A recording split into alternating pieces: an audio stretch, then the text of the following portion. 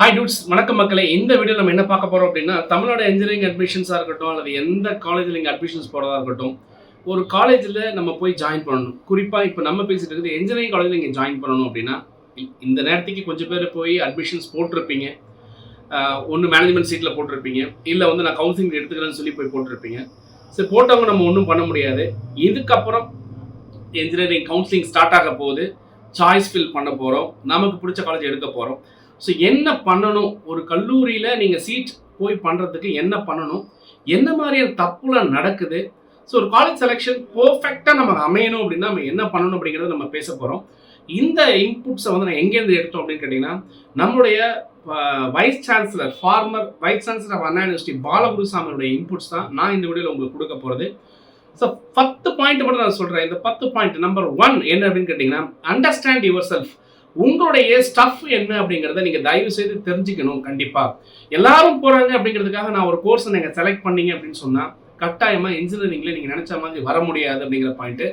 உங்களுக்கு என்ன வரும் அப்படிங்கிறத நீங்கள் அண்டர்ஸ்டாண்ட் பண்ணிக்கங்க.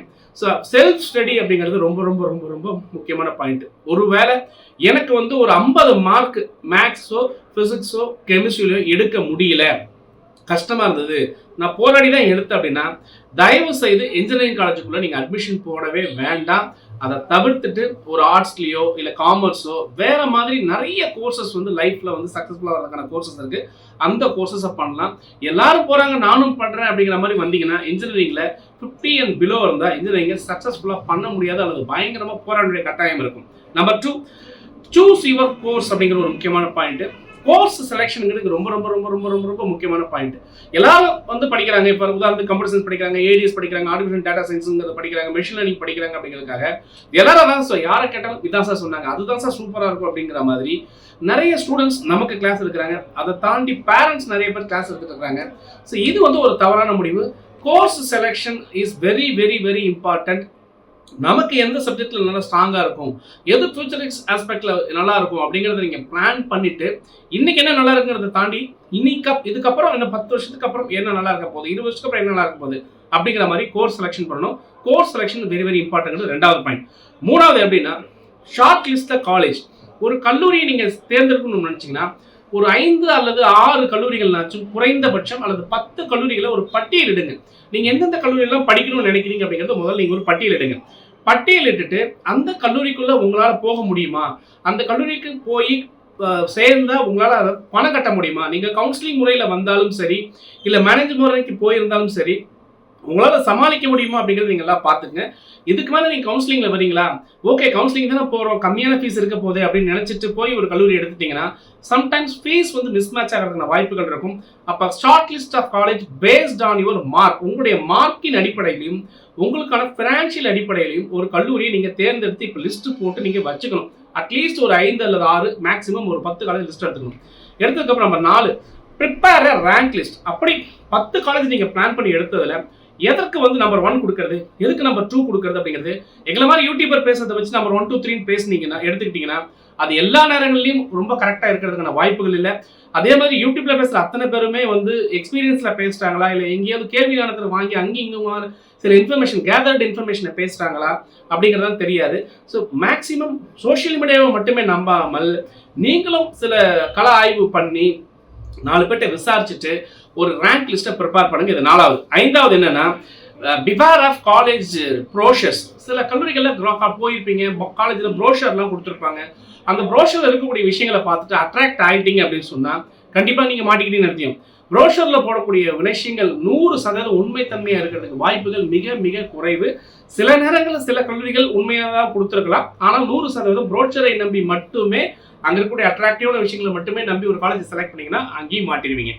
6 என்னன்னா, அட்வர்டைஸ்மெண்ட்ஸ். ஒரு கல்லூரி பயங்கரமாக விளம்பரம் கொடுக்குறாங்க, அப்படி இப்படின்னு சொல்கிறாங்க அப்படின்னா அந்த மாதிரி விளம்பரங்கள் வர்றதை வச்சு பார்த்துட்டு இல்லை எங்களை மாதிரி ஆட்கள் நிறைய பேசுகிறத பார்த்துட்டு இது சூப்பராக இருக்கும் அது சூப்பராக இருக்குன்னு சொல்லி ஆட் பேஸ்டு ஒரு கல்லூரியை நீங்கள் முடிவு பண்ணிட்டீங்க அப்படின்னா அங்கேயும் நீங்கள் மிஸ் பண்ணுறீங்கன்னு அர்த்தம். ஸோ 6வது முக்கியமாக பார்க்க வேண்டிய விஷயம், அட்வர்டைஸ்மெண்ட் பேஸ்டு கல்லூரியை வந்து டக்கு நீங்கள் முடிவு பண்ணிடக்கூடாது. 7வது என்னென்னா, நிறைய கல்லூரிகள் என்ன பண்ணுவாங்க அப்படின்னா ஃப்ரீபீஸ் கொடுப்பாங்க. இப்போ நான் வந்து சலுகைகள் நிறைய கொடுக்குறோம்னு சொல்லி உங்களை அட்ராக்ட் பண்ண ட்ரை பண்ணுவாங்க. இதே மாதிரிதான் இந்த சலுகைகள் நம்பி மட்டுமே ஒரு சில கல்லூரிகளில் போய் பார்த்து மாட்டிக்கிட்டீங்க.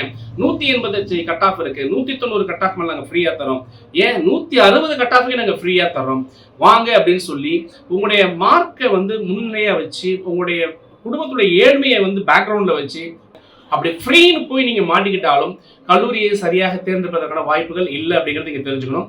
நம்பர் 8, தயவு செய்து ஒரு கல்லூரியில் போய் சேரணும்னு முடிவு பண்ணிட்டீங்கன்னா எவ்வளவோ செலவு பண்ணுறோம், எவ்வளோ டைம் ஸ்பெண்ட் பண்ணுறோம். இப்போ நம்ம யூடியூப்லேயே வந்து ஒரு அதிகபட்ச வீடியோஸ் ஒரு டைம் அதிகமாக கொடுத்தாலும் நம்மளால பார்க்க முடியறதில்ல. ஏன்னா ஷார்ட் எல்லாமே ரீல்ஸ் பார்த்துட்டு ஒரு 3 நிமிஷத்துல 2 நிமிஷத்தில் வந்து ஒரு ரீல்ஸை பார்த்துட்டு 1 நிமிஷத்தில் ஒரு ரீல்ஸை பார்த்துட்டு 30 செகண்டில் ஒரு இன்ஸ்டா பார்த்துட்டு ஒரு கல்லூரியை நீங்கள் எப்படி தான் முடிவு பண்ணுறீங்க அப்படின்னு எனக்கு தெரிய மாட்டேங்குது. இது உங்கள் லைஃபுங்க. 40 வருஷம் நீங்கள் உங்கள் லைஃப்பை நீங்கள் கடந்து போகணும். ஒரு 3 மணி நேரம், ஏன் ஒரு 3 நாள் இதுக்காக ஸ்பெண்ட் பண்ணி ஒரு கல்லூரியை நீங்கள் வந்து விசிட் பண்ணி பார்த்து உங்களுக்கு அது உண்மையிலே பிடிக்குதா, எல்லாரும் கூடயும் பேசணும், அங்கே இருக்கக்கூடிய ஃபேக்கல்ட்டிகிட்ட பேசணும், அங்கே இருக்கக்கூடிய அலுமினிஸ் வந்தாங்கன்னா பேசணும், ஸ்டூடெண்ட்ஸ் கூட பேசணும், பர்சனலாக போய் ஹாஸ்டல் பார்க்கணும், எக்ஸ்ட்ரா கரிக்குலர் என்ன பண்ணுறாங்கன்னு பார்க்கணும். எல்லாத்தையும் அலசி ஆராய்ஞ்சு ஒரு ஹிண்ட் எடுத்துக்கிட்டு ஒரு கேம்பஸ் விசிட் பண்ணி உங்கள் மனசுக்கு திருப்தி ஆனதுக்கு அப்புறம் தான் கல்லூரி நீங்கள் எடுத்து விசிட் பண்ண வேண்டிய கட்டாயம் இருக்குது. நம்பர் 9, ரொம்ப ரொம்ப முக்கியமான விஷயம் என்னன்னா, seek information from the public. நிறைய பேர்கிட்ட கூட கண்ணாப்பின்னு எல்லார்கிட்டேருந்தும் போய் ஐடியா கேட்டு இப்படி என்ன அப்படி என்ன அப்படிங்கிற மாதிரி கேட்டு வாங்குறதுங்கிறது வந்து ஒரு மிகப்பெரிய தவறான ஒரு முடிவு.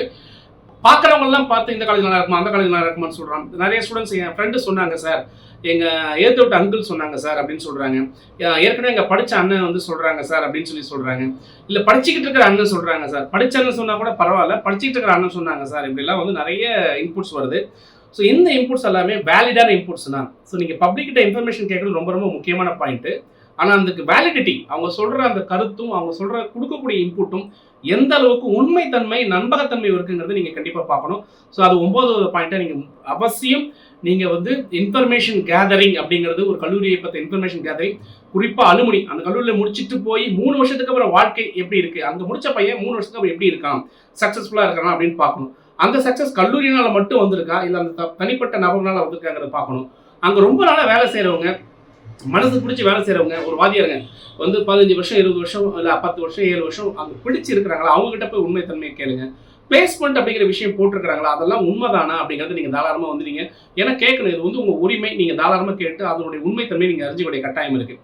நம்பர் 10ங்க, ரொம்ப ரொம்ப முக்கியமான விஷயம் என்ன அப்படின்னு கேட்டிங்கன்னா, ஒரு கல்லூரியோட மேனேஜ்மெண்ட் யார் அப்படிங்கிறது இங்கே தெரிஞ்சுக்க வேண்டிய ஒரு கட்டாயம் இருக்குது. அங்கே இருக்கக்கூடிய பிரின்சிபல் யார் அப்படிங்கிறது தெரிஞ்சுக்க வேண்டியிருக்குது. அங்கே இருக்கக்கூடிய ஹெச்ஓடிஸ்லாம் யார் அப்படிங்கிறது தெரிஞ்சுக்க வேண்டிய கட்டாயம் இருக்குது. ஏன்னா இந்த தலைமை பண்பு அப்படிங்கிறது கரெக்டாக இருந்தால் அங்கே மற்றது எல்லாமே ரொம்பவே நல்லாயிருக்கும். ஸோ ரொம்ப ரொம்ப இம்பார்ட்டண்ட்டு அந்த ஃபவுண்டர் சேர்மன் யார், அங்கே இருக்கக்கூடிய ட்ரஸ்டீஸ் எல்லாம் யார், அங்கே எந்த அளவுக்கு வந்து கல்லூரிக்கான அதாவது குவாலிட்டி ஆஃப் எஜுகேஷன் அல்லது சமுதாய நோக்கத்தோடு அவங்க வந்து செயல்படுறாங்க, இல்லை வெறும் பிஸ்னஸ் மோட்டோவாக இருக்காங்களா. ஸோ இந்த மாதிரியான விஷயங்களையும் நீங்கள் கட்டாயமாக நீங்கள் உங்கள் 10வது அசம்ஷன் 10வது அனாலிசிஸில் வச்சுக்க வேண்டிய கட்டாயம் இருக்குது. ஸோ கல்லூரியுடைய மேனேஜ்மெண்ட் ரொம்ப ரொம்ப முக்கியம், அங்கே இருக்கக்கூடிய பிரின்சிபல் ரொம்ப ரொம்ப முக்கியம், அங்கே இருக்கக்கூடிய ஹெச்ஓடிஸ் ரொம்ப ரொம்ப முக்கியம். நிறைய இடங்கள் என்ன நடக்கும்னு கேட்டிங்கன்னா, பிரின்சிபல் எல்லாமே பார்த்தீங்கன்னா கிட்டத்தட்ட ஒரு மேனேஜ்மெண்ட்டுக்கு ஆமாஞ்சாமி போடுற ஆட்களாகவே இருப்பாங்க. அதை தாண்டி அங்கே இருக்கக்கூடிய ஹெச்ஓடிஸ் கூடவே இன்னும் ஆமாசாமி போடக்கூடிய ஆட்களாக இருப்பாங்க. சில நேரங்களில் இது நடக்கிறதுக்கான வாய்ப்பு இருக்குது. ஏன்னா அவங்கள சொல்லி நமக்கு குறை இல்லை, ஏன்னா அவங்க வாழ்க்கையை அவங்க நகர்த்த வேண்டிய ஒரு கட்டாயம் இருக்குது. ஆனாலும் ஒரு கேலிபரான ஆள் ஒரு இடத்துல இருக்கிறாங்க அப்படின்னாலே மற்ற எல்லா விஷயமும் அங்கே வந்து சேரும் அப்படிங்கிறது நீங்கள் பார்க்க வேண்டியிருக்கு. ஸோ இந்த 10 முக்கியமான பாயிண்ட்டை நீங்கள் வந்து பார்த்து அனலைஸ் பண்ணி உங்களுடைய அந்த சாய்ஸ் லிஸ்ட்டை நீங்கள் ப்ரிப்பேர் பண்ணீங்க அப்படின்னு சொன்னால் கட்டாயமாக உங்களுக்கு மிஸ் ஆகிறதுக்கான வாய்ப்புகள் மிக மிக மிக குறைவு அப்படிங்கிறத பாலகுருசாமி சார் சொல்றாரு. என்னோட அனுபவத்திலையும் இது அப்படியே எனக்கு ஒத்து போனதால் இது உங்கள்கிட்ட நான் பகிர்ந்துக்கணும்னு ஆசைப்பட்டேன். இதுல ஏதாவது யாரையாவது குறை சொல்ற மாதிரியான ஒரு சில விஷயங்கள் இருந்தாலோ, உங்க மனசை அதை காயப்படுத்தியிருந்தாலோ பகிரங்கமான ஒரு மன்னிப்போட இந்த வீடியோ நான் நிறைவு செய்கிறேன். சாய்ஸ் ஃபில்லிங் அப்படிங்கிற இடத்துல உங்களுக்கு ஏதாவது டவுட் இருக்குது அப்படின்னா தாராளமா நீங்க நம்ம நம்பர் 9500680004 நம்பர் இருக்கு. கீழே டிஸ்கிரிப்ஷனில் எனக்கு கொடுத்துருக்குறோம். நிறைய வீடியோஸ் என் நம்பர்ஸ் பற்றி சொல்லியிருக்கிறேன். கமெண்ட்ஸில் நீங்கள் போடுங்க. இல்லை என்கிட்ட 1-to-1 பேசினாலும் தாராளமாக நீங்கள் பேசுங்க. த பெஸ்ட் சாய்ஸ் ஃபில்லிங்க்கு பர்ஃபெக்டாக நம்ம ஒரு சின்ன ஒரு கைடன்ஸ் கொடுக்குறோம். அந்த கைடன்ஸ் உங்களுக்கு பிடிச்சிருந்தா நீங்கள் எடுத்துக்கலாம் அப்படிங்கிறதோட இந்த வீடியோ நிறைவு செய்கிறேன். Bye bye, see you.